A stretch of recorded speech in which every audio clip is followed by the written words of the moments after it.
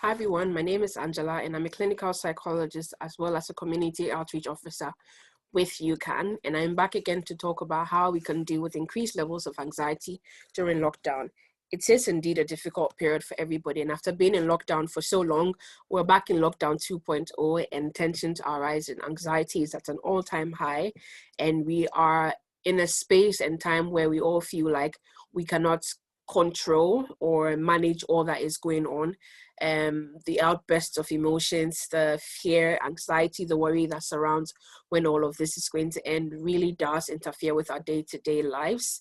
And we may feel like we're not in control of things, but I'm going to give you a few tips on how we can get our control back, be calm, relax, practice a bit of relaxation, and get back into our regular routines, get back into remembering that we do have a sense of control of what is going on around us.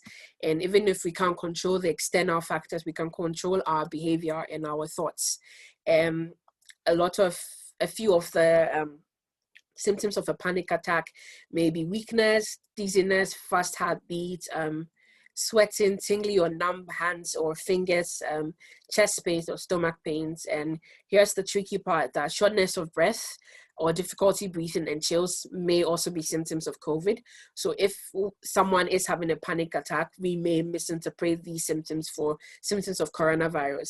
But if you feel like you are having a few other symptoms on the COVID list, do get tested. It's really important to know that you are safe and that you are well. And if you have contracted COVID, to seek and get the help that is available. But I'm here to talk about how we can deal with the anxiety that comes with being in lockdown once again. I already talked about staying away from excessive news coverage. The news can bring us a lot of distress, and if it's making you worried and scared and anxious about the future, detach yourself from it. If it means timing yourself and cutting your social media time out, do that. There's a bit more help, self-help, or physical activities, or what do you call it? So many other activities that are online that may not require that we see some news, even though there may be ads popping up that may, cause a bit of frenzy and anxiety as we are online. And be careful about what you're reading and what is governing your thoughts. Be able to connect with friends and family over text, over calls, over the internet. Is really important to make use of the support system that you have. Make use of your coping skills. I already talked about last week about the fact that we all have a bank of skills that we can pick out of. And it's important to pick out of that bank of coping mechanisms or strengths. If these coping mechanisms are relaxation techniques, or it requires, you are used to doing meditation, you are used to exercising, you're used to painting, eating your favorite foods and making your favorite foods. I've already talked about the Dishes of Change program. If it means watching funny videos online that will keep you calm, watching cute cat videos that will bring back that calmness or that sense of control, do it. If it's journaling and putting down your thoughts that helps you to have a hold or manage your anxiety, it's important to put all of those things in place as well. Important to have a routine, and I keep talking about a routine because it's hard to stay motivated during this period, but when you are able to write things down, like even put together a meal plan, we know that, okay, I have control over something. I have control over what I'm eating.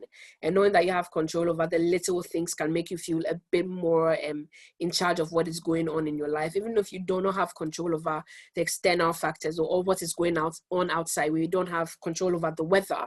We do not have control over when lockdown may be over. But what we can do is try to stay safe during this period and put a sense of control within our immediate environment with regards to our exercise regimes. How many times am I going to work out this week?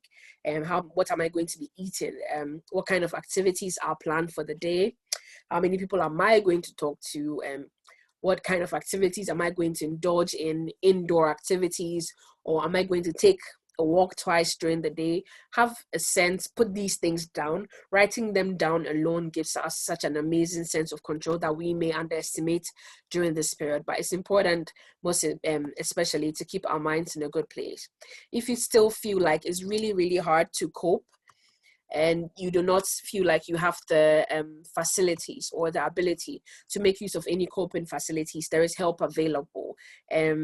With Birmingham Mind, Headspace, Inspired to Change, Samaritans, Citizens Advice, NHS Choices, make use of all the online content that is available to remind you that there are people that are there to listen to you and to help you unpack these difficult feelings that you are experiencing during this period of time.